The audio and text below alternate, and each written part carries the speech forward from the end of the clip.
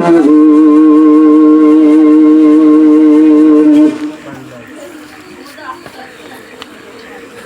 قال رسول الله صلى الله عليه وسلم عن عبد الله بن مسعود رضي الله تعالى عنه قال رسول الله صلى الله عليه وسلم لا يدخل الجنة من كان في قلبه مثقال ذرة من كبر أو قال عليه الصلاة والسلام سبحانك لا علم لنا إلا ما علمتنا إنك أنت العليم الحكيم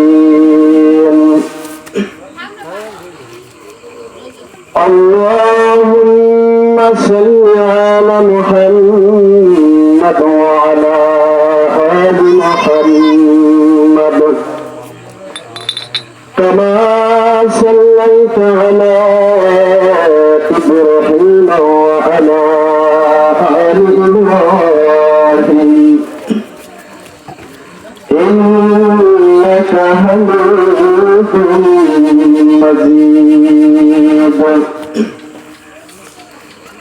اللهم بارك على محمد وعلى آل محمد كما باركت على إبراهيم وعلى آل إبراهيم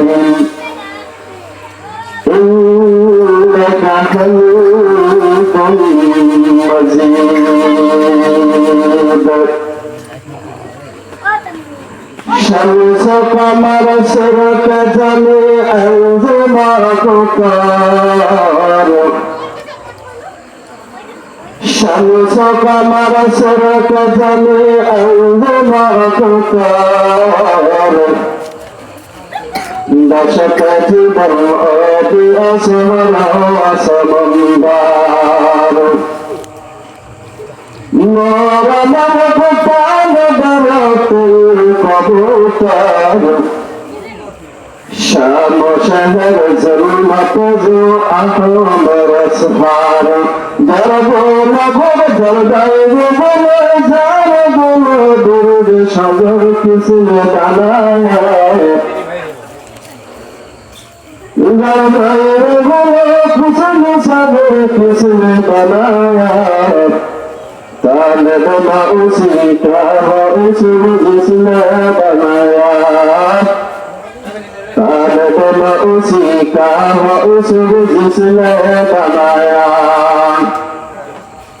तुम शौक से कहा लजन करो पर भले जलो तुम शौक से कहा लजन करो पर भले जलो अल्लाह रसूल वफुलहती फतुफलहुल अल्लाह रसूल वफुलहती फतुफलहुल नौका चलाओ मधुर पथे हो मजू भाई डला दोबारा भेजलो उफार जत साई बड़ा बदले द्वार ठेला भैया मना से मिलेना টাকার মালিক দেখো কত হয় না দূর গরিব গুনায় আরাম করে মালিকা বাহাদুর হেরা উমের লাশটা দেখো নিশার সাধু ভরে খায় না মাটি পোকা মাসি সবাই ঘৃণা করে হৃদয় থাকিবে যার নামের পেশাদার রহমত আসিবে সে তাহা করবে আদান उसे जमीन हाथे ताली उस जमीन जाए উঁচু জমিন হাতে তালি নিচু জমিনে যায় তেমনি খোদার রহমত নামুর পারে ভাই বড় বড়ই থাকলে দিলে রহমত আসবে না নিজেকে নিজে ছোট মনে করিল সাদা বড়বিলাসের বাড়ি গাড়ি করে রবে সব বড়বিলাসের বাড়ি গাড়ি করে রবে সব থাকতে সময় স্মরণ কর আল্লাহ আমার রব থাকতে সময় স্মরণ কর আল্লাহ আমার রব সময় থাকতে স্মরণ করতে হবে কাকে কোটি এটাই বুঝাইছেন আলহামদুলিল্লাহ আল্লাহ পাক রব্বুল আলামিনের দরবারে লাখ কোটি শুকর আপনারা সবাই আমাকে চেনেন আমিও আপনাদেরকে চিনি ইনশাআল্লাহ আপনার বাড়ি যেখানে আমার বাড়িও সেখানে কি বলেন ঠিক কিনা আমার মূল আলোচনা কোরআনের ভিতরে ঢোকার আগে কয়েকটা কথার জবাব আপনারা আমার সাথে দিবেন এরপরে ইনশাআল্লাহ আলোচনার মধ্যে ঢুকব আমার পূর্বে যারা আলোচনা করেছেন তাদেরকে আপনারা ছিলেন আমিও চিনি এই মজলিসটা এই জান্নাতের বাগানটা মিলানো হয়েছে এই এলাকার ওলামায়ে কেরাম দিয়ে কি বলে ঠিক না এখানে দূর দূরান্ত কোনো থেকে ওলামায়ে কেরাম এখানে আসে নাই আর এইটা জানা সত্ত্বে যারা এখানে আছেন আমি মনে করি এই মানুষগুলোকে জীবনে ভোলা যাবে না কি বলেন যাবে কেন বলা যাবে না আপনারা জেনে শুনেই এখানে আছেন বলেন কি ঠিক কিনা আপনারা জানেন না এই ঢাকা থেকে আঘাত বরিশাল থেকে আঘাত খুলনা থেকে আঘাত এইটা শুনছেন মাইকে প্রচার করা হয়েছে হয় নাই প্রচার করা হয়েছে কি এলাকার এইটা ভেবে শুনে ইনশাআল্লাহ এখানে আসছেন কি বলেন ঠিক কিনা ধৈর্য সহকারে একটু সময় আমাকে দিতে হবে আর আমিও আপনাকে একটু সময় দেওয়ার জন্য এখানে আসছি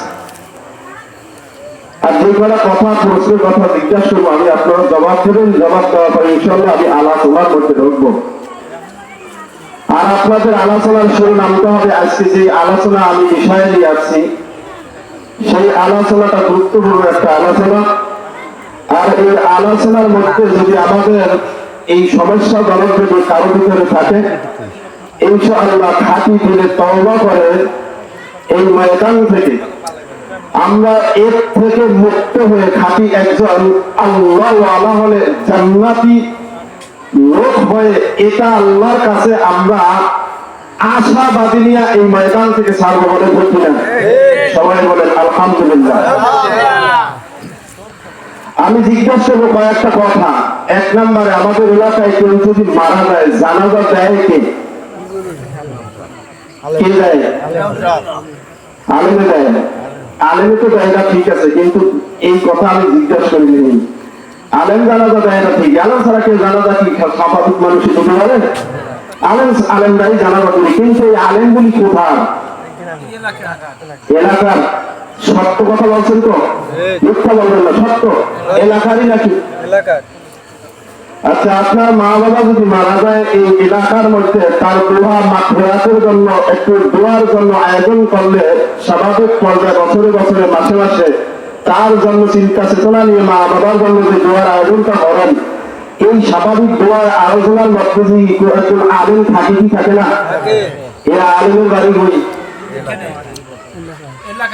এলাকায় সত্য কথা বলছেন এই এলাকার মসজিদের ইমাম সাহেবরা এরা কি বলেন এই এলাকায় তো ওলামায়ে কেরাম তলবিয়া নিয়া আলহামদুলিল্লাহ জবাবগুলো ঠিক হয়েছে আর দেখবেন আমি কোনো ভুল কথা বলিনি ভুলটাকে ধরবেন হ্যাঁ আমি নিরক্ষ মানুষ আমার ওই রকমের কোনো এলেমের যোগ্য নাই আমি কোনো এলেমের বাহাদুরি করতে পারি না কারণ আমি এলেম শিখি নাই এলেমের আমার ঘর আমার দিতে নাই যেহেতু একজন আল্লাহওয়ালা আল্লাহর অলিদের সাহাবাতে আছি এবং বিশেষ করে টুকিটাকি কিছু আলেমদের পিছনে মেহনত করি আর স্বাভাবিক পর্যায়ে কোরআন এবং হাদিস মোটামুটি পর্যায়ে একটু উল্টো পাল্টা করি একটু পৃষ্ঠভূমি উল্টে একটু স্বাভাবিক পর্যায়ে দেখি আমি যোগ্যতাম কোনো আলেম না আর আমার ভুল যদিও হয় আপনারা আমার ভুল ভাববেন না কারণ আমি ওই রকম কোনো যোগ্য আলেম না, এই জন্য ভুল হলে ভুল ধরা যাবে না। কেন? কারণ আমি তো কোনো আলেম না, সারাদিন ভুল হতেই পারে, কি বলে দেখি না। তাহলে আপনারা বলেছেন এলাকার মসজিদের ইমাম সাহেব, জানাজা পড়া এলাকার মসজিদের ইমাম সাহেব, দোয়ার আয়োজন করলে মসজিদে দোয়ার মাগফিরাতের জন্য মোনাজাত দেওয়ার জন্য আমরা যে দোয়াগুলো যেটা করি, যেটাকে মিলাদ করা হয়, এগুলিও পরে আমাদের এলাকায় ওলামায়ে কেরামগণ বলেন কবরের বাস কাটে করা এলাকার মানুষ। হ্যাঁ, তাই এক কথায় বুঝাই, ব্যাখ্যা দিলে বহুত কথা আছে, কিন্তু এইগুলি করে কারা এলাকার আলেমরা। 2 নাম্বার, আমরা যারা ঘুমা পড়ি, ঘুমা পড়লে আছি কিবার বলে, আছি কিবার আজকে সম্মানিত দিন বলে সুবহানাল্লাহ। আদাম এই দিনে আল্লাহ পাক রব্বুল আলামিন আদম আলাইহিস সালামকে সৃষ্টি করেছেন। আমি ওই আলোচনা থেকে যাব না, যদি একটা কথা আসে গেল বলতে গেলাম। আজকে শুক্রবার দিন, সম্মানিত দিন, এই দিনে আদম আলাইহিস সালামকে সৃষ্টি করা হয়েছে। এই জুমার দিনে তাকে জান্নাতের মধ্যে দেওয়া হয়েছে, এই জুমার দিনে জান্নাত থেকে তাকে বের করা হয়েছে। এই জুমার দিকে আদম আলাইহিস সালামকে ভুল থেকে মাফ করে মার্জনা করে আল্লাহ কবুল করে নিয়েছেন। এই দিনটা দাম আছে কি নাই? এই জন্য বলা হয়। তাহলে আমরা যে জুমার নামাজ জুমার মসজিদে পড়ি, এইগুলি কি কোনো ঢাকা খুলনা চিটাগাং চট্টগ্রাম এলাকার মসজিদে পড়ি না এই এলাকার জামে মসজিদে? আচ্ছা বলেন যে এলাকার জামে মসজিদে ইমাম উঁচু করে কারা? আরে আলেমেরা করে, আমি এই কথা বলেন, আলেমেরা করে তো, আলেম ছাড়া কি ইমাম উঁচু করে? কিন্তু করে কারা? এই আলেমগুলো, এই ইমামগুলোর বাড়ি কই? এই এলাকায়, আলহামদুলিল্লাহ এই এলাকায় তো। এরপরে স্বাভাবিক জামাতে নামাজ পড়া হয় যেখানে স্থায়ীভাবে, সেখানেও ইমাম তারা এলাকা। আপনার মা বাবার জন্য কোরআন পড়াবেন, সকিনা খাতম করাবেন, হেফজ করাবেন, হাফেজ কোথার এই এলাকার সন্তানরা কিনা জবাব দিবেন। আমাইকেরা যত দূরে যায় আপনারা খেয়াল করে শুনবেন কথাগুলি কেন আমি বলতেছি। এলাকার সন্তানরা, এলাকার না এলাকার সন্তান। তাহলে 1 নাম্বার, কোরআন পড়ার জন্য, দাফন করার জন্য, জানাজা দেওয়ার জন্য, কবরে রাখার জন্য, এভরিথিং সবকিছু ইত্যাদি এলাকার ওলামায়ে কেরাম দিয়েই করা হয়। এলাকার ছাত্রদেরকেই দেওয়া হয়, এলাকার তলবে আলীদেরকে দেওয়া হয়, এলাকার আল্লাহ ওয়ালা নামাজীদেরকে দেওয়া হয়, কিনা বলেন? এরপরে ইমামতি যারা করে এলাকার হয়তো 2-1 যুগ থেকে থাকতে পারে, সেটা আলাদা কথা, কিন্তু এলাকায় তো ম্যাক্সিমাম বেশি কিনা এলাকা। আচ্ছা বলেন তাদের পিছনে আমরা নামাজ পড়ি কিনা? তারা যে নামাজের মধ্যে যে নিয়ম কারণ পদ্ধতিগুলো সামনে দাঁড়ায় যা করে, ওগুলি সবকিছু আমরা কোনখানে মানি কিনা? মানি না। ইমামটা ভক্ত আমি দাঁড়াই থাকি না, এলাকার ফোলাতো কথা বলেন, এলাকার অনেকটা ফোলাতো, এই জামালবাজির ফোলা এখান এ রুকুতে গেছে, গাওয়ার লাগে রুকুতে যাওয়া লাগবে, কথা আছে, আমি দাঁড়াই থাকবো, দাঁড়াই থাকে না, যায় সে যায়, ওটা বসা নিয়ম করেন সবকিছু এই এলাকার ওলামায়ে কেরাম, এই এলাকার আল্লাহওয়ালাদের, এই এলাকার ছাত্রদের পিছনে একটা দায়িত্ব আমরা করি কি না? আচ্ছা এইবার প্রশ্নের জবাব দেবেন, সত্য কথা বলবেন। কোরআন এবং হাদিস থেকে যদি আপনাদেরকে কিছু কথা বলে জান্নাতের দিকে নেওয়ার জন্য যদি এলাকার কোন পুরাতন সন্তান আলেমরা যদি আপনাদেরকে দাওয়াত দেয়, আপনাদেরকে যদি অনুষ্ঠান করে এই রকমের আহ্বান করা হয়, আপনারা এখানে সাড়া দেন না কেন? জবাব দেন। এতক্ষণ সব বলেছেন হয়, এখন এই কথা জবাব দেন, কেন সাড়া দেন না? সমস্যা কোথায়? এই সমস্যা কোথায় এইটা রিসার্চ করে আমি কোরআন থেকে 10টা কথা বলবো আপনাদের সামনে। এরপরে কিছু হাদিস যদি শোনার সুযোগ হয় থাকে তাহলে কিছু হাদিসের কথা বলবো, আর না হলে কোরআন থেকেই বিদায় দেবো ইনশাআল্লাহ। বলতে সরকারে শুনবেন, তার পিছনে আমরা টানবো না, কথা পিছনে যাবো না। তাহলে সবকিছু এলাকা দিয়া করি নাকি? সবকিছু এলাকা দিয়া করি, দিয়া পড়াই না এলাকার কালে গোলা মারা নাকি এলাকা কাল নিব না? যদি তারা ওরকমের কিছু জায়গা হয় তাহলে তাও তো এলাকার মানুষ, তো এরাবে আজান দেয় কারা? এলাকায় মরণের আজান দেয় কারা? মানে মরণের জানা, এরা সবকিছু এলাকার একটা কথা বলবেন, সবকিছু এলাকার আলেম দিয়ে হয়, এলাকার গোলাপান কলগালি আল্লাহ আলাদেরকে দিয়ে হয়, মসজিদে ইমাম সাহেবদেরকে দিয়ে হয়। একটা মাহফিল, একটা কোরআন এবং আলোচনা হাদিস, কোরআন এবং হাদিসের আলোচনা একটা মাহফিলের প্যান্ডেলের মধ্যে যদি এলাকার গোলাপান, এলাকার আল্লাহ এলাকার মসজিদের ইমাম সাহেবদেরকে যদি আমরা অহংকার করি, এদেরকে যদি আমরা ঘুরে ফেলি, বলেন তো এরা কোথায় স্থান নেবে? জাহান্নাম। বলেন কোথাও যাবে না, এদের যাওয়ার জায়গা আছে? এই এলাকার মানুষ এলাকার মধ্যেই থাকবে, এলাকার মধ্যেই আমাদেরকে জান্নাতের পথ দেখাবেন, জাহান্নামের পথ দেখাবেন। মানা বা না মানা সেটা কার? সেটা আপনার আমার ব্যাপার। কি বলেন? ওই যে মসজিদে গেলে, ইমামতি গেলে সব মানবেন, সব মানছেন না? তাহলে এখানেও মানতে হবে, এখানেও মানতে হবে। এটা হলো বিশেষ করে, এটা বেশিরভাগ একটু রিয়া বা অহংকারের কারণে হয়তো এই ঘটনাগুলি বেশিরাই হয়। এটা যেন আমাদের মধ্যে না থাকে, এই জন্য মাইকে প্রচার দেওয়া হয়েছে এলাকার মধ্যে ওয়াজ নসিহত করবে নাকি? আচ্ছা, কোরআন কোথায়? বলেন কোরআন কোথায়? কোরআন কোথা থেকে আসছে? আমি কয়েকটা কথা, একবার সব কথার দলিল দেবো। কোরআন কোথা থেকে আছে? আল্লাহ পাক রব্বুল আলামিনের পক্ষ থেকে। কোরআন নিয়ে এসেছেন কে? জিবরাইল আলাইহিস সালাম। নিয়ে রেখেছেন কোথায়? রাসূলুল্লাহ সাল্লাল্লাহু আলাইহি সাল্লামের কলবের মধ্যে, অন্তরের মধ্যে, তার সিনায়। কোরআনের ভাষা কি? আরবি। এটা একটা এক নাম্বার। وَإِنَّهُ لَتَنزِيلُ رَبِّ الْعَالَمِينَ। আল্লাহ পাক রব্বুল আলামিনের পক্ষ থেকে কোরআন এসেছেন। কে নিয়ে এসেছেন? নাযালা বিহির রূহুল আমিন। এই কোরআন নিয়ে এসেছেন জিবরাইল আলাইহিস সালাম। কোরআন এনে কোথায় রেখেছেন?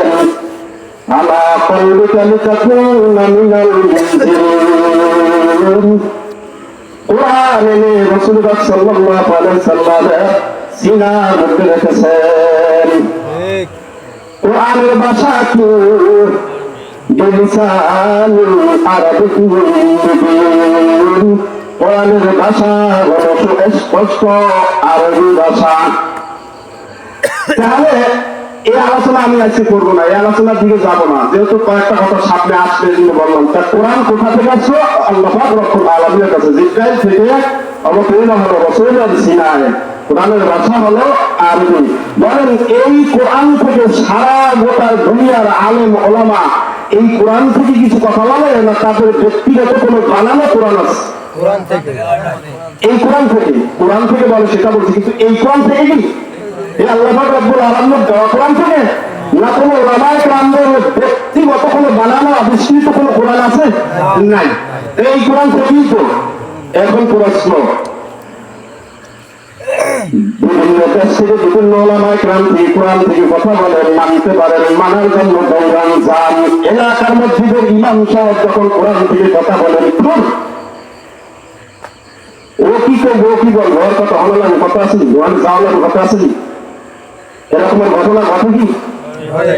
হ্যাঁ, তো অহংকার করলেন কারে? ভুল করলেন কি? কারে বললেন? ওই লোকের বলছেন? কোরআন তো ওই কোরআন, কোরআন ওই কোরআন, ওই আল্লাহ পাক রব্বুল আলামিনের কোরআন। এই মসজিদের ইমাম সাহেবের এই কোরআন থেকে ওই সেই পৃথিবীর তথ্য থেকে তুলে একেবারে শেষ সীমানায় কোথায় আপনি বলবেন, কোন রাষ্ট্রের কথা বলবেন, কোন জমিনের কথা বলবেন, সেই জায়গার ইমাম আর সেই জায়গার ওলামায়ে কেরাম আলেম এই কোরআন থেকেই কথা বলেন। তার কথা কার? আমরা শুনতে আছি কার কথা? এখানে যদি কেউ নিয়োগ করে থাকেন এলাকার আবুল কাসেম হুজুরের কথা শুনতে আসছি, এটা ভুল। আমি ব্যক্তিগত আমার কোনো কথা নাই, আমার ব্যক্তিগত কোনো কথা, আমার কোনো কোরআন নাই, হাদিস নাই, কোনো ইলম নাই। এলেম হলো সুস্পষ্ট আল্লাহ। এই নিয়ে যুদ্ধ করতে হবে। যদি কোনো মাহফিলে কোনো লাভ না ফিরে যান যে আমি অমুক আলেমের কথা আমি শুনতে যাইতেছি, ওই অমুক আলেমের কথাই শোনা হবে, আমল হবে না। আপনি যদি একটা শহীদ করতে পারেন, আল্লাহ আমি তোমার পবিত্র কোরআনের কথা আমি শোনার জন্য অমুক জায়গায় অমুক গ্রামে অমুক দরবারে অমুক দেশে আমি যাইতেছি। তোমার কোরআনের কথা তোমার বান্দা বলবে, আমি ওই তোমার বান্দার কাছ থেকে তোমার পবিত্র কোরআনের কথা শুনব। তাহলে কিছু কামিয়াবি হবে ইনশাআল্লাহ। কার কথা?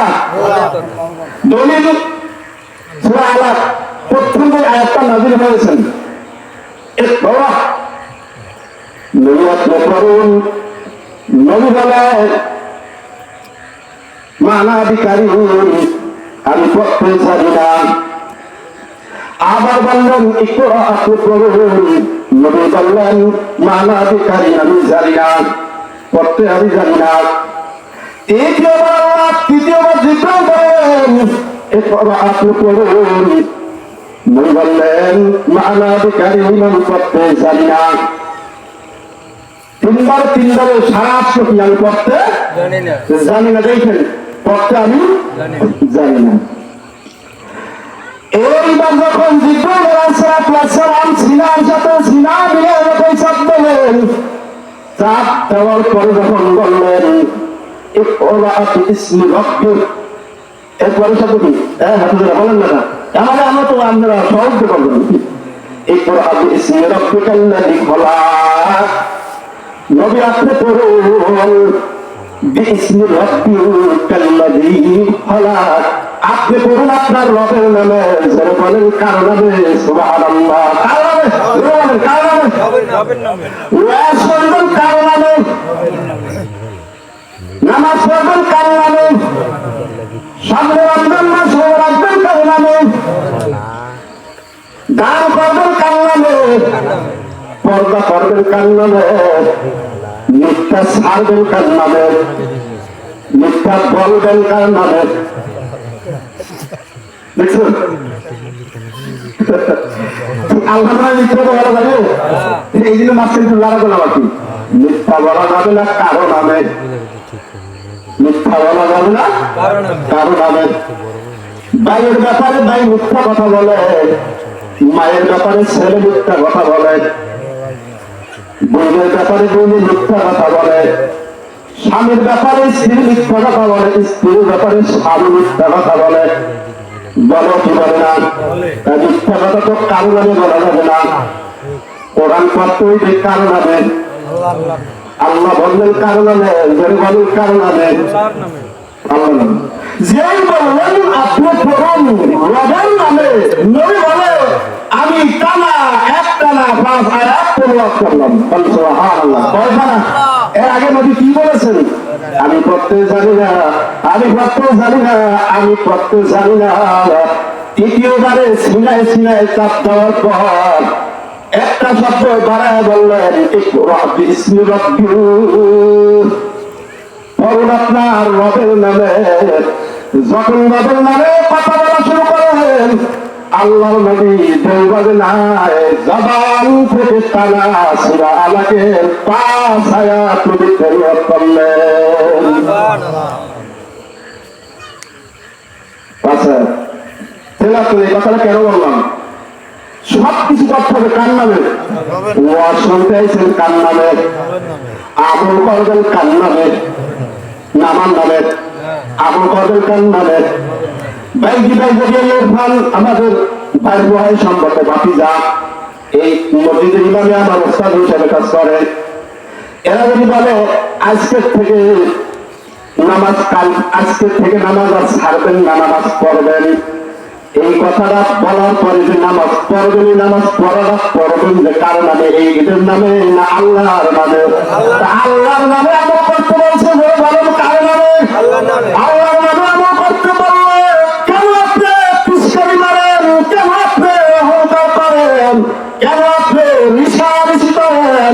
আল্লাহর নামে যদি ইবাদত করার জন্য এলাকার ওলামায়ে-কেরাম, এলাকার আল্লাহওয়ালারা যদি আল্লাহর নামে ইবাদত করার জন্য আপনাকে স্বীকৃত বারবার দেয়, হাতে পায়ে যদি ধরে বারবার আপনাদেরকে যদি ওই পথের দিকে নেয়, এলাকার ওলামায়ে-কেরামদেরকে এক নজরে তেরা ভাবে কেন দেখব?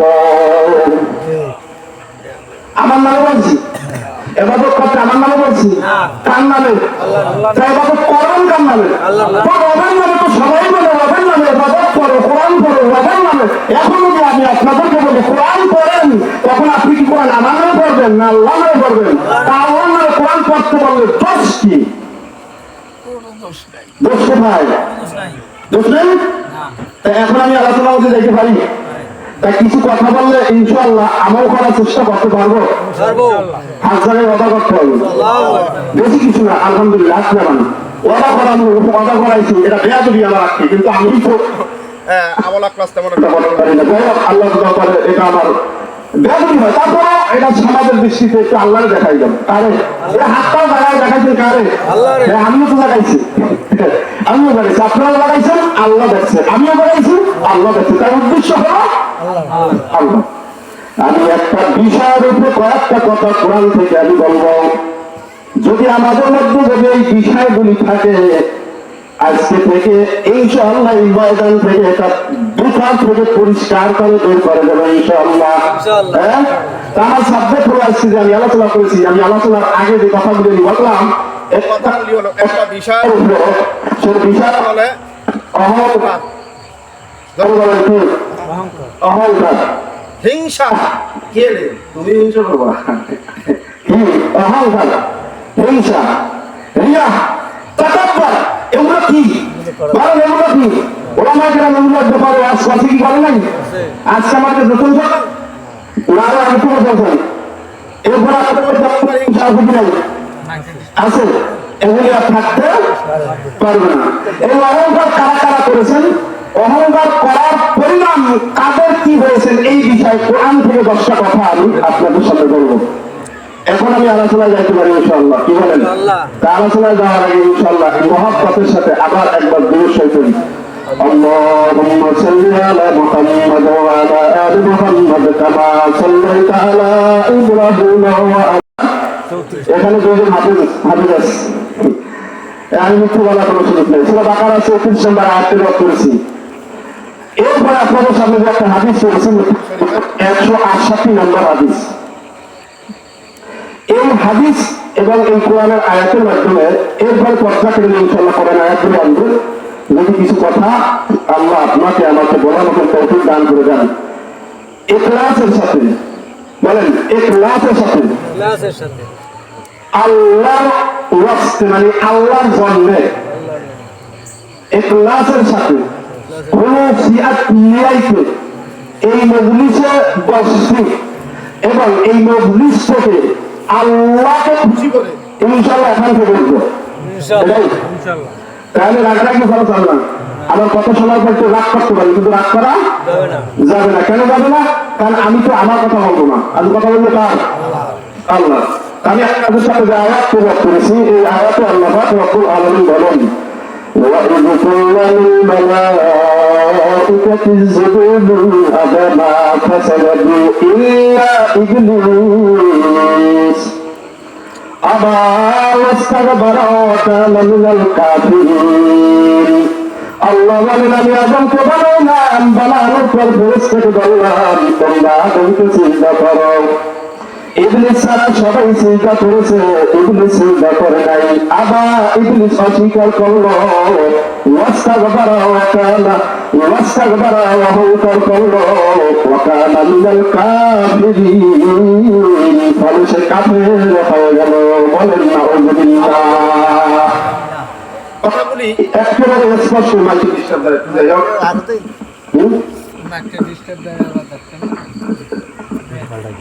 কথাগুলো একটা মনোযোগ দিয়ে এই বেলো কান দিয়া এই সর্ব কানে মাইকের আওয়াজ দেবেন আর বেলো কানে কথাগুলি লাগাইবেন।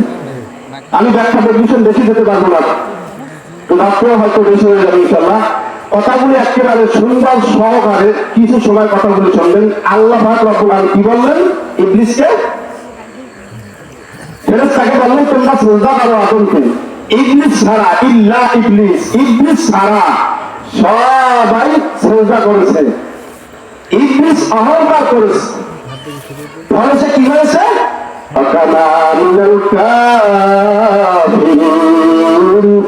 আল্লাহ বলে সে কাফের হয়ে গেছে।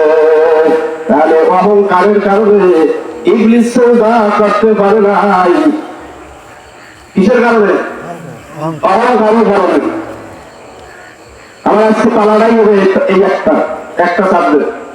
মনে রাখতে হবে আলোচনাটা কিসের? অহংকার। বলেন কিসের? বাড়িতে যদি বলতে না পারেন আজকে আলোচনার একটা বিষয় রয়েছে, সেটা হলো অহংকার। 2 নাম্বার কথা, এখানে 1 নাম্বার। আমি 10টা কথা বলবো বলছি না, এরপরে কিছু হাদিস থেকে কথা বলবো। 1 নাম্বার, এবার 2 নাম্বার। সূরা নূহ আয়াত নাম্বার 7। নূহ আলাইহিস সালাতু ওয়াস সালাম ওনার জাতির কে সকাল সন্ধ্যা দাওয়াত দিয়েছেন। নূহ আলাইহিস সালাতু ওয়াস সালাম বলেন, وَإِنْ كُلَّمَا دَعَوْتُمْ لِتَغْفِرَ لَكُمْ زَادُوا أَصْحَابُكُمْ فِي أَذَانِهِمْ وَاسْتَغْشَوْا ثِيَابَهُمْ وَأَصَرُّوا وَاسْتَكْبَرُوا اسْتِكْبَارًا। দেখেন কিভাবে وَإِنْ كُلَّمَا دَعَوْتُهُمْ لِتَغْفِرَ لَكُمْ جَعَلُوا أَصْحَابَكُمْ فِي أَذَانِهِمْ وَاسْتَغْشَوْا ثِيَابَهُمْ। আমি আদম জাতি,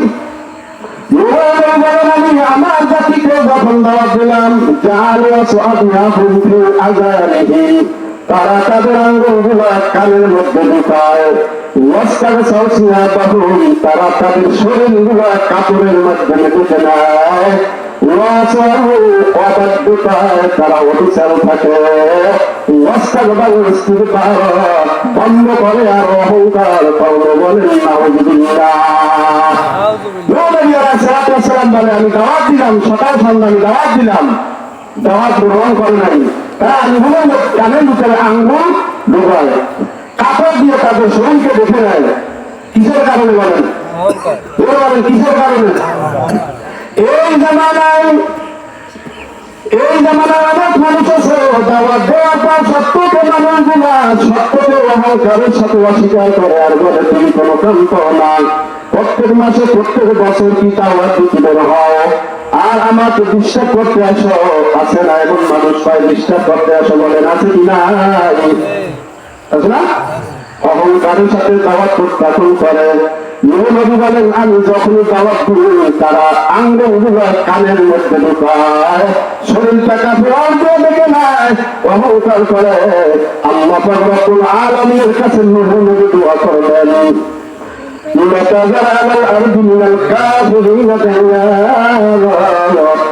এদেরকে এতদিন দাওয়াত দিলাম, এদের বেশিরভাগ আমার দাওয়াত গ্রহণ করে নাই। আপনি একটা কাপড়কে দুনিয়ার মধ্যে ছেড়ে দেবেন না। দাওয়াত দিলেন অস্বীকার করো অহংকারের সাথে। কিসের সাথে? কথাগুলি মনোযোগ দিয়ে বলুন, কোরআন থেকে কথা বলতেছি। দাওয়াত অস্বীকার করছে অহংকারের সাথে। আল্লাহ পাক রব্বুল আলামিন আমাদের অন্তর থেকে অহংকার দূর করে দেন, বলেন আমিন। 3 নম্বর কথা, সূরা হামিম সাজদা আয়াত নাম্বার 15 এবং 16। 15 নম্বর আয়াতে আল্লাহ বলেন, ফাআম্মা আদুন ফাসতাকবারু ফিল আরদি বিগাইরিল হক। হুদ আলাইহিস সালাতু ওয়াস সালাম সম্প্রদায়ের নাম ছিল আদ জাতি। এই আদ জাতি অন্যায়ভাবে দুনিয়ার মধ্যে অহংকার করেন। আদ জাতিকে আল্লাহ প্রচন্ড শক্তিশালী বানিয়েছেন, পাহাড় কেটে ঘর বানাইতে পারত আদ সম্প্রদায়। শক্তির অহংকার বরাত্মক পর্যায়ে এবং পর্যায়ে পৌঁছে যায়। আদ সম্প্রদায় আমাদের চাইতে শক্তিশালী আর কি আছে? আল্লাহ জবাব দিয়ে দেয়, আওয়ালাম ইয়ারু আন্নাল্লাহা আল্লাযী খালাকাকুম হুয়া আশাদ্দু মিনহুম কুওয়া। তারা কি লক্ষ্য করে না যে আল্লাহ তাদেরকে বানিয়েছেন, ওই আল্লাহ তাদের চেয়ে কোটি গুণ বেশি শক্তিশালী। আল্লাহ তাদেরকে আমাদেরকে বানাইছেন, আমাদের চেয়ে শক্তিশালী আল্লাহ নাকি? তারা বলে, হ্যাঁ দেখছেন আল্লাহ অহংকার। সব ওই জমানায় দেখবেন, ওই জমানার যত কাফের মুশরিক যা কিছু করেছে দিন সম্পর্কে সব অহংকারের সাথে। সব এরা বেশিরভাগ অহংকার করে, কম বলছে কারো শক্তিশালী কে আছে, তাহলে প্রথমে ইবলিস সত্যকে অহংকারের সাথে অস্বীকার করো। নবী নবী জাতি দাওয়াতকে অহংকারের সাথে অস্বীকার করলো, আর জাতি তাদের শক্তির অহংকার করলো। আল্লাহ সূরা হামিদ 16 নম্বর আয়াতে বলেন ফারসালনা আলাইহিম রিহান সারসারান ফি আইয়ামিন নাহিসা। আমি আল্লাহ তাদের উপর আযাব প্রদান করলাম 7 রাত 8 দিন পর্যন্ত ধারাবাহিক তাদেরকে আমি আযাব দিলাম। এই রসম দিয়ে আমি আল্লাহ তাদেরকে উপর জবহ প্রবাহিত করলাম। এমন বাতাস আমি তাদের উপর পাঠাইলাম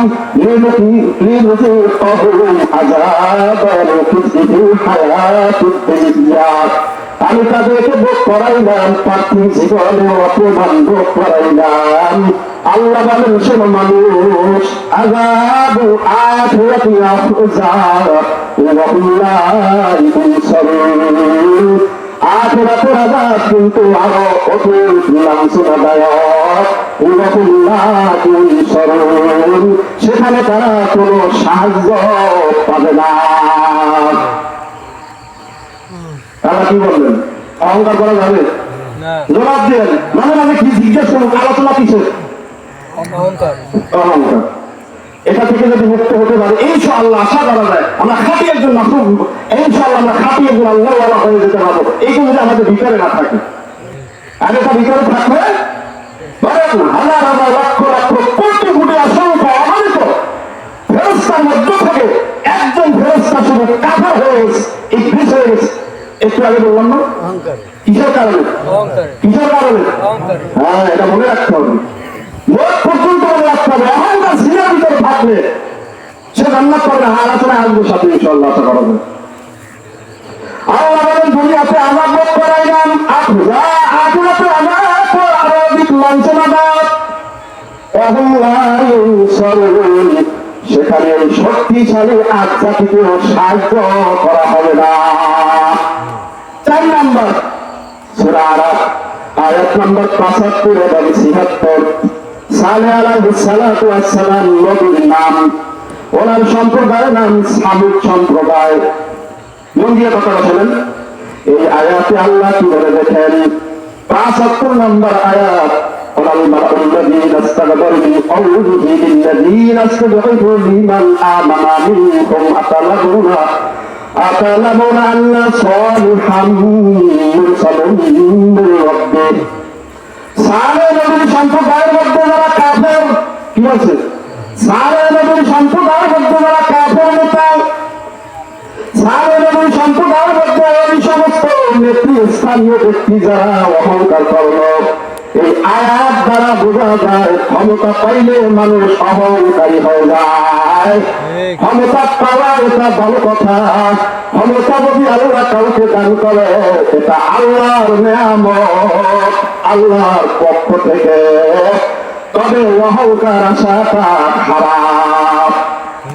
অহংকার আসাটা খারাপ। হ্যাঁ, অহংকার আসা খারাপ। ক্ষমতা আল্লাহ দিয়েছেন, কাউকে আল্লাহ যদি ক্ষমতা দান করে, কাউকে যদি আল্লাহ এলেম দান করে, কাউকে যদি আল্লাহ মসজিদের মেম্বারে উঠায়, কাউকে যদি আল্লাহ ওই মক্কা মদিনার বিরাটের কাছে নিয়ে যায়, এটা ভালো কথা। কিন্তু অহংকার আসাটা খারাপ। আজকের আলোচনা সুন্দর মতন তেরো ভিতরে নিয়ে যাবেন। অহংকার করা যাবে এর অহংকার, সত্যি অহংকার, টাকার অহংকার, অর্থের অহংকার, বলের অহংকার, জ্ঞানের অহংকার, বিদ্যার অহংকার করে অহংকার দেহের মধ্যে থাকা যাবে এবং থাকা যাবে না। আল্লাহ বলেন তার সম্প্রদায়ের অহংকার নেতা যারা, এই অহংকারী ব্যক্তি লোকেরা, লিল্লাযীনা তুদঈফুনা আমানা মিনকুম, সালেহ নবীর সম্প্রদায়ের যারা দুর্বল, কথা ভালো করে শুনুন, সালেহ নবীর সম্প্রদায়ের যারা দুর্বল ঈমানদার তাদেরকে বলল আতালামুনা আন্না সালিহান মুরসালুন মির রাব্বি, তোমরা কি জানো সালেহ আল্লাহর পক্ষ থেকে একজন প্রেরিত পয়গম্বর। সালেহ নবীর সম্প্রদায়ের ঈমানদাররা জবাব দেয় ইন্না বিমা উরসিলা বিহি মুমিনুন, সালেহ নবীকে যা দিয়া প্রেরণ করা হয়েছে আমরা সব বিশ্বাস করে মেনে নিলাম। দুর্বল করে আমরা ঈমান আনছি। অহংকারীরা বলল কি বলে দেখেন, ওয়াল্লাযীনা ইসতাকবারু ইন্না বিল্লাযী আমানতু বিহি কাফিরুন। অহংকারী নেতৃস্থানীয়রা কয়, ও দুর্বল মানুষ, তোমরা যেটাকে মানো আমরা সেটাকে অস্বীকার করি। বলেন নাউযুবিল্লাহ। দুই নম্বর হয় তোমরা যেটাকে মানো আমরা সেটাকে অস্বীকার করি। নাউযুবিল্লাহ বলেন না। এই আয়াতে বোঝার অনেক আছে, এই আয়াতে বোঝার অনেক কিছু আছে, ব্যাখ্যা করলেন অনেক কিছু। এই আয়াতে বোঝার অনেক কিছু আছে। পূর্বদেরকে তোমরা যা বিশ্বাস করো আমরা এটা অস্বীকার করি, তাহলে অহংকারের কারণে তারা ঈমান আনতে পারে নাই, ক্ষমতার অহংকারের পর্যায়ে তাদেরকে নিয়ে গেছে। এখন সত্যকে আর গ্রহণ করতে চায় না।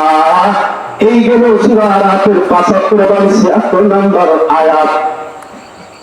এবার ৫ নম্বর কথা, সূরা আরাফের ৮৮ নম্বর আয়াতে আল্লাহ কি বলেন দেখেন, قال الملأ الذين استكبروا من قومه لا نخرجنك يا شعيب والذين آمنوا معك من قريتنا أو لتعودن في ملتنا। শুআয়ব নবী সম্প্রদায়ের ব্যক্তি স্থানীয় লোক যারা অহংকারী করছে, দেখেন সালেহ নবী সম্প্রদায়ের লোক যারা ক্ষমতা বড় অহংকারী হয়ে গিয়েছে। শুআয়ব নবী সম্প্রদায়ের মধ্যে একদম অহংকারী নেতৃত্ব শুআয়ব নবী এবং ঈমানদারকে ডাক দিয়ে বললেন, লা নুখরিজান্নাকা ইয়া শুআয়ব ওয়াল্লাযীনা আমানু মা'আকা মিন ক্বরিয়াতিনা। আমরা তোমাকে এবং তোমার সাথে ঈমানদার যারা, কথাটা মনে করেন খেয়াল করে দেয় কি বলে, আমরা তোমাকে এবং তোমার সাথে ঈমানদার যারা তাদেরকে আমাদের গ্রাম থেকে বের করে দেবো। একজন মহিলা হুমকি দিতেছে, আমরা তোমাকে এবং তোমার সাথী যারা তোমাদেরকে এবং তোমাকে এবং তোমাকে এবং তোমার ঈমানদার যারা তাদেরকে আমাদের গ্রাম থেকে বের করে দেবো। অহংকারী কারে বয়? একজন লোকের হুমকি দেয়, স্বাভাবিক না পাবলিক গ্রাম থেকে বের করো। আমরা তোমাকে এবং তোমার সাথে ঈমানদার যারা তাদেরকে আমাদের গ্রাম থেকে বের করবো। অহংকারী নবী হুমকি দিতেছ, তোমাকে এই গ্রাম থেকে বের করবো, তোমার সাথে যারা ঈমানদার তাদেরকে বের করবো। দেখেন কি কয়, আল্লাহ তাআলা বিল্লাতিনা, অথবা তুমি আমাদের ধর্মে ফিরে আসো। কি কয়, অথবা তুমি আমাদের ধর্মে ফিরে আসো। একজন নবীর উপায় আল্লাহর উপর ঈমান চাইরা জাতি পায় তোমার ঈমানদার, আর তুমি তোমরা ঈমান চাইরা যারা আছে তোমরা সবাই আল্লাহর উপর ঈমান চাইরা আমাদের সাথে দেবী পূজা করো। জাতি বলেন আল্লাহ, এখন আল্লাহ কি করে, আল্লাহ কি করে দেখেন, কলাল মালা, মালা শব্দের অর্থ হল নেতৃস্থানীয় অহংকারী যারা। শুআয়ব নবী সম্প্রদায়ের তারা নবীকে হুমকি দিল, তুমি এবং তোমার সাথে ঈমানদার যারা তোমাদেরকে এলাকা থেকে বের করব, নাইলে আমাদের সাথে আইসা দেবীর পূজা করো। বলেন নাউযুবিল্লাহ। এবার শুনে ৬ নম্বর কথা, কয়টা বলছিলাম? ৬ নম্বরে বোঝেন কিছু বোঝেন? বলতে থাকে আরো বলতেন।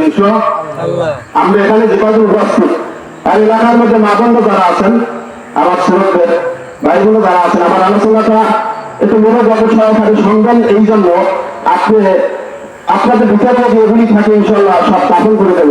আর আমি কিয়ামতের ময়দানে উঠবো, এই কথা খেয়াল করে ওই জায়গায় যেন আমরা অহংকারী না হলে উঠি, এই জন্য আমি আলোচনাটা প্রদর্শন করতেছি। এবার ৬ নম্বর সূরা কসাস আয়াত নম্বর ৩৮ এবং ৪০, ৩৮, ৩৯, ৪০। قال فرعون يا أيها الملأ ما علمت لكم من إله غيري। আয়াতের অনুবাদটা করার পর সবাই জোরে নাউযুবিল্লাহ বলবেন। আগে অনুবাদটা বলেন। ফেরাউন তার মিত্র পুরুষের বন্ধুকে ডাক দিয়ে বলল, আমি ছাড়া তোমাদের আর কোন ইলাহ আছে বলে তো আমার জানা নাই। আজকে আমি বলে আছি, বলুন কি বললে ফেরাউন, কি বললে, কি বলছে ফেরাউন? কিছু কথা মুখস্থ করেন। ফেরাউন তার নেত্রী পরিষদ বন্ধুকে ডাক দিয়ে বলল, আমি ছাড়া তোমাদের আর কোন ইলাহ আছে বলে তো আমার জানা নাই।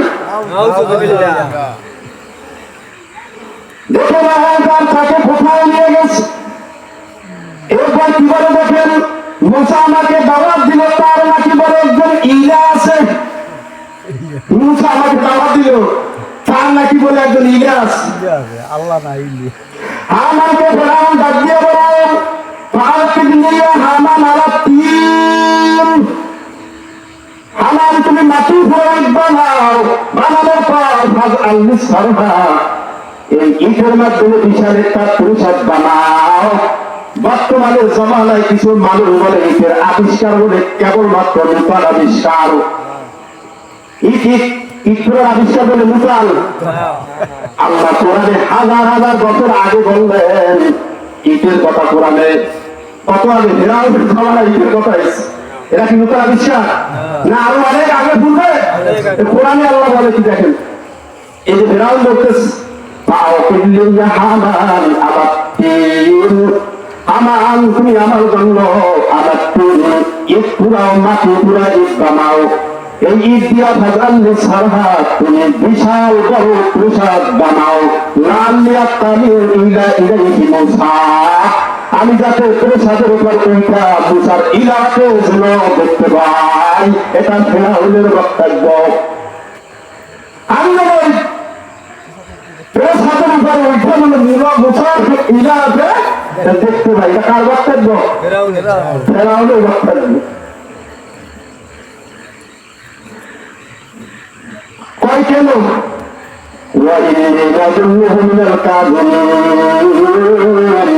আমি মুসাকে একজন মিথ্যাবাদী মনে করি, বলেন নাউযুবিল্লাহ। আমি মুসাকে একজন মিথ্যাবাদী মনে করি। তাহলে কোন পর্যায়ে নিয়ে যাবেন? মুসা আলাইহিস সালাতু ওয়াস সালামকে ফেরাউন কোন তার মিথ্যাবাদী মনে করেন, তাহলে অহংকার নবীকে নবী মানতে পারে নাই। কিতে অহংকারে বলেন, কিতে অহংকারে নবীকে নবী মানতে পারে নাই। তাই আমরা বলে অহংকারের মধ্যে না ফিরি, সবাই বলেন আমিন। আরো বলেন আমিন। এই গেল 38 নম্বর আয়াত। এবার 39 নম্বর আয়াতে কি বলে দেখেন, ওয়াস্তাগফারা হুয়া ওয়া জুনুদুহু ফিল আরদি বিগাইরিল হক। ফেরাউন এবং তার সেনাবাহিনী দুনিয়ার মধ্যে অন্যায়ভাবে অহংকার করল।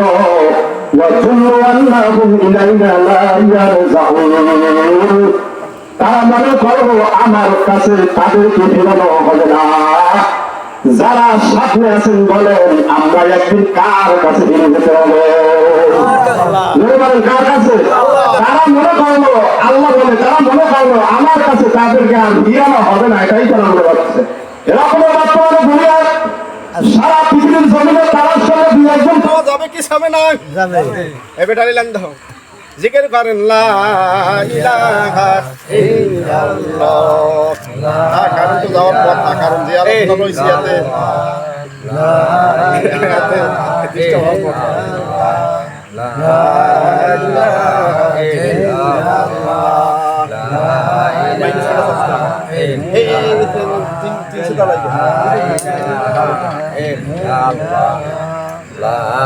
ইলাহা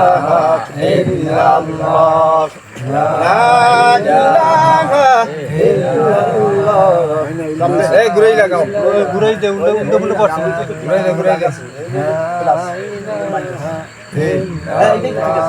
এটাই লাভ,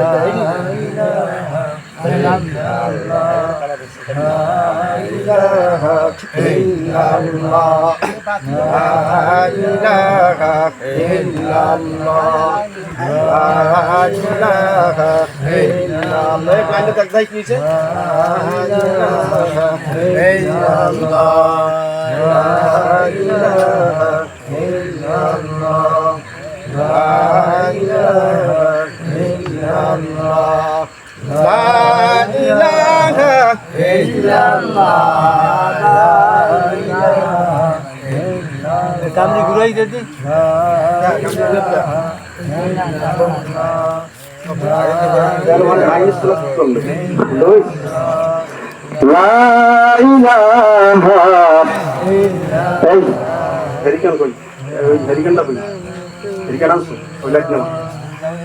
লা ইলাহা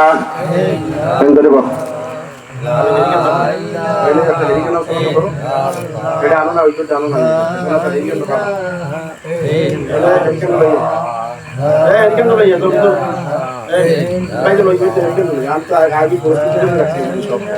কিন্তু ওরা এই নিয়মটা আমি কিচ্ছু বলবো না বুঝলেন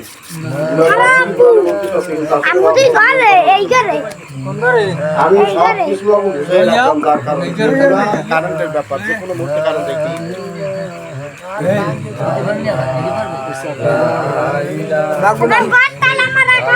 ধরে একটু জিকির করেন কারেন্টের ব্যাপার এই জন্য